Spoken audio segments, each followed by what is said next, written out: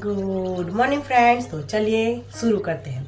आज है नवरात्रि का छठा दिन यानी माँ कात्यायनी का दिन। तो चलिए माँ कात्यायनी की व्रत कथा शुरू करते हैं। आज अश्विन माह शुक्ल पक्ष की षष्ठी तिथि और आज ब्रजमंडल की अधिष्ठात्री देवी माँ कात्यायनी की पूजा अर्चना एवं उनकी कथा श्रवण करने का महत्व है।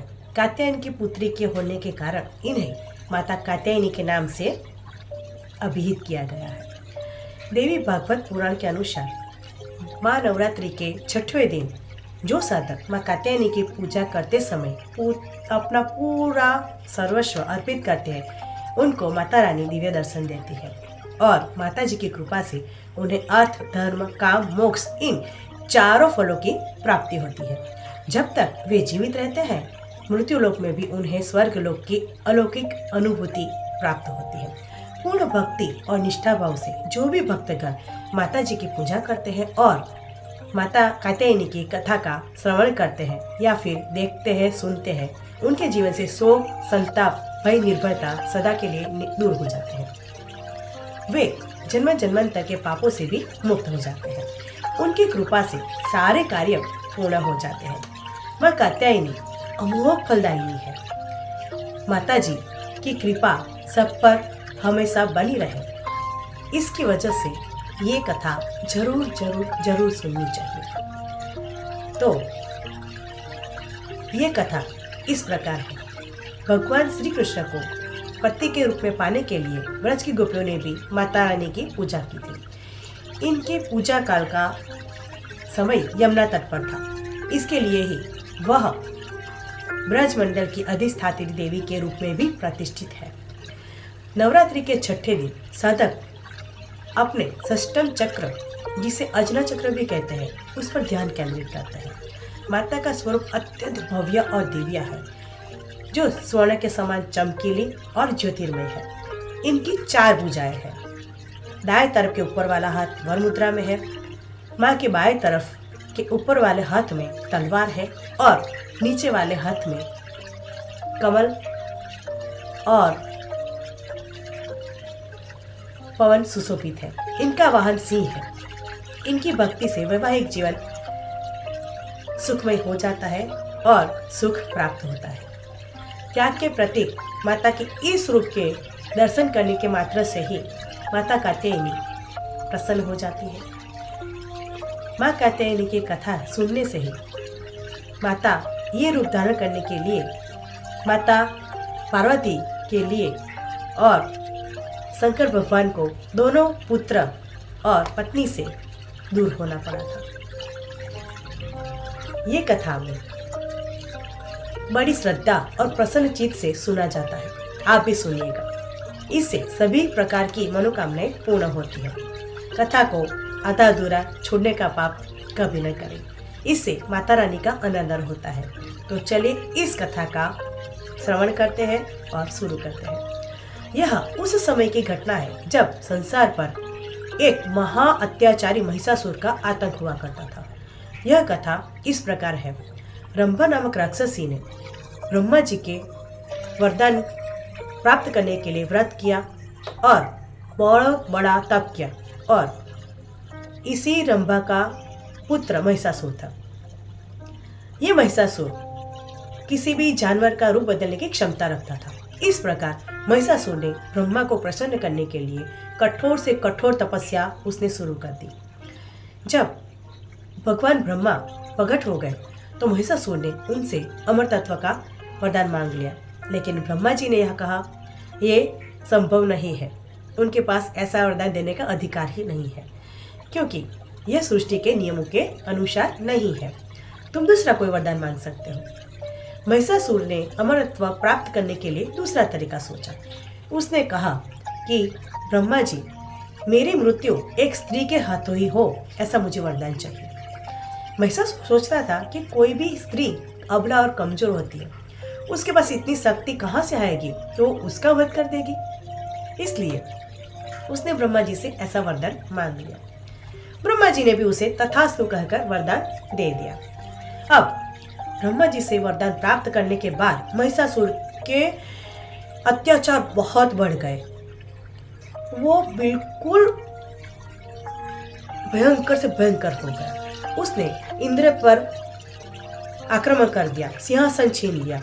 उसने इंद्र पर अपना हक जमा लिया।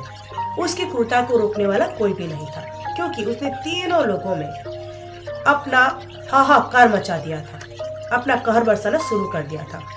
इंद्र ने सिंहासन खोल दिया, यज्ञ नहीं कर पा रहे थे। सृष्टि में सर्वत्र असमंजस स्थापित हो गया था।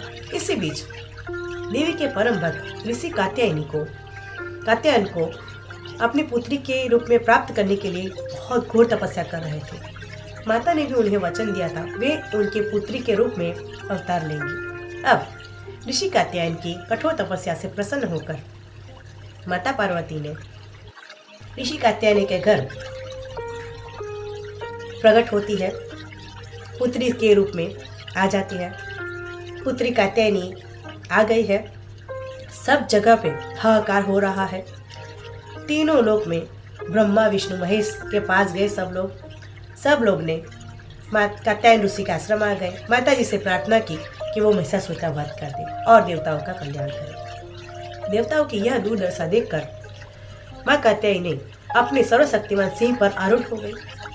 इस प्रकार सभी देवताओं ने अपने अपने अस्त्र शस्त्र सभी शक्तियां माता जी को प्रदान कर दी। सभी शक्तियों से परिपूर्ण होकर सिंह पर आरूढ़ होकर माँ कात्यायनी पहुंच गई महिषासुर से व्रत करने के लिए। माता जी विंध्याचल पर्वत जाने के लिए निकल गई और वहां जाकर ध्यानमग्न हो गई। महिषासुर के सेवकों की नजर माता रानी पर पड़ी। उन्होंने जाकर महिषासुर के द्वार में जाके माता रानी के रूप और अचंभित करने वाले चेहरे की खुशी देखकर वहां उनको बता दिया। महिषासुर ने कहा मैं उनसे शादी करूंगा। वो लोग वहां उनका प्रस्ताव लेने के लिए पहुंच गए। उन्होंने महिषासुर का प्रस्ताव माता कात्यायनी के समक्ष रख दिया। तब माता कात्यायनी ने कहा कि मैं उसे ही वर चुनूंगी जो मुझसे युद्ध में जीतेगा, मुझे पराजित करेगा। ये सुनकर महिषासुर को बहुत ही आश्चर्य हुआ। महिषासुर ने खुद को इतना बड़ा समझ लिया था कि वो इतना अभिमान रखता था कि वो सोच रहा है कि महिला से युद्ध कभी नहीं। उसने अपनी सेना भेज दी। कुछ ही समय में माता रानी ने सभी दैत्य सेनाओं का नाश कर दिया और जीत हासिल कर दी। चचोर चमर ऐसे अन्य घातक राक्षसों का नाश कर दिया। ये सब देखकर महिषासुर क्रोधित हो गया और अपनी सेना को पराजित हुआ देखकर वो सोचने लगा कि ये कैसी स्त्री है, अब मैं ही उनसे युद्ध करूंगा, मैं अपमान सहन नहीं करूंगा। वो खुद आ गया युद्ध के मैदान में। उनके सामने वो अपना रूप बदलने लगा, कभी शेर का, कभी भयानक भैंसा बदल जाता, कभी हाथी में बदल जाता, कभी अन्य भयानक प्राणियों में वो रूप बदलने लगा। उसने देवी के सिंह पर आक्रमण करने के लिए छलांग लगाई। अपने क्रोध में महिषासुर ने युद्ध के दौरान पृथ्वी पर भयानक कंपन पैदा कर दी। वह कोई साधारण राक्षस तो था ही नहीं। इस प्रकार उसके और देवी के बीच पूरे 10 दिन तक युद्ध चला। अंत में उसने हवा में एक लंबी छलांग लगाई और माँ कात्यायनी ने अपने पैर से उसको जमीन पर गिरा दिया। जैसे ही वह वैसे से इंसान के रूप में बदल रहा था, माता कात्यायनी ने उनका त्रिशूल उनकी छाती में घुसा दिया। फिर उन्होंने उस दुष्ट राक्षस का सिर धड़ से अलग कर दिया। महिषासुर का वध करने के बाद सभी देवी देवता बहुत खुश हो गए और प्रसन्नता पूर्वक उनका जय जयकार करने लगे। ऋषियों ने अपने सिर झुकाकर उनको नमस्कार किया, उनकी स्तुति की। तीनों लोगों को व्याकुल करने वाले महिषासुर का माता रानी ने वध कर दिया, उसका अंत कर दिया। देवताओं को वरदान दिया, जब जब देवता उनका स्मरण करेंगे तब तब माता रानी उन्हें संकटों से मुक्त करेंगी। इस प्रकार ये कथा यहीं पे संपूर्ण होती है। माता जी का मूल मंत्र है जय माँ कात्यायनी। या देवी सर्वभूतेषु माँ कात्यायनी रूपेण संस्थिता नमस्तस्यै नमस्तस्यै नमस्तस्यै नमो नमः। इस प्रकार ये कथा यहीं पे संपूर्ण होती है। तो चलिए नवरात्र के छठे दिन माँ कात्यायनी को प्रणाम करते हैं, उनकी पूजा अर्चना करते हैं, उनकी कथा सुनते हैं और माता जी का आशीर्वाद प्राप्त करते हैं। हैप्पी नवरात्रि, जय माँ कात्यायनी।